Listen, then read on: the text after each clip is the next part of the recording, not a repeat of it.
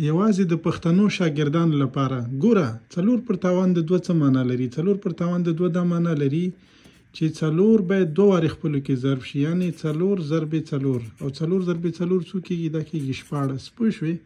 په همدې طریقه دلته دغه منفي نه دی، د دې دوه سره هېڅ ارتباط نه لري.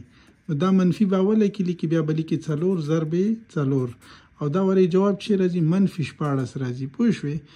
دلته دغه منفي رول لري. دلته دا 2 دا معنا لري چې بسته قوس براخلي او 2 دفعې به لیکي، داسې 2 دفعې به لیکي. پوه شوې؟ او منفي چې دی دا چې ضرب شي دا مثبت راځي که نه، یعنی جواب جمع راځي او 4 ضرب 4 دا کېږي 14. پوه شوې؟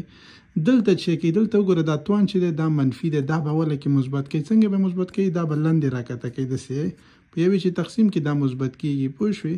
اوس موږ چې کولی شو 4 ضرب 4 لاندې لیکو او دا جواب چې راځي 1 په 14 راځي. ښه په دې طریقه باندې. او دلته چې دی دلته جواب هم دا 1 په 14 راځي، خو دغه منفي چې دی جواب منفي کوي، یعنی نور همغه تقریبا دغه غوندې یو شی دی. پوه شوې؟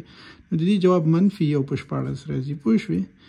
او دلته بیا چې کوي دلته بل رقم حساب ده، دلته بیا چې کوي صرف داسې کوي. ښه دا توان به مثبت کوي. څنګه مثبت کوي؟ په 1 به تقسیموي. پوه شو؟ نو دا ټول به لاندې راکته کوي داسې.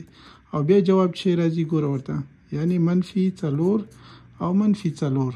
پوه شوې؟ د دې دا معنا ده چې جواب چې شو 1 په 14 شو، ځکه مثبت شو که نه. او دا تاسو پیدا کوئ. جواب راته کمنټ کې ولیکئ.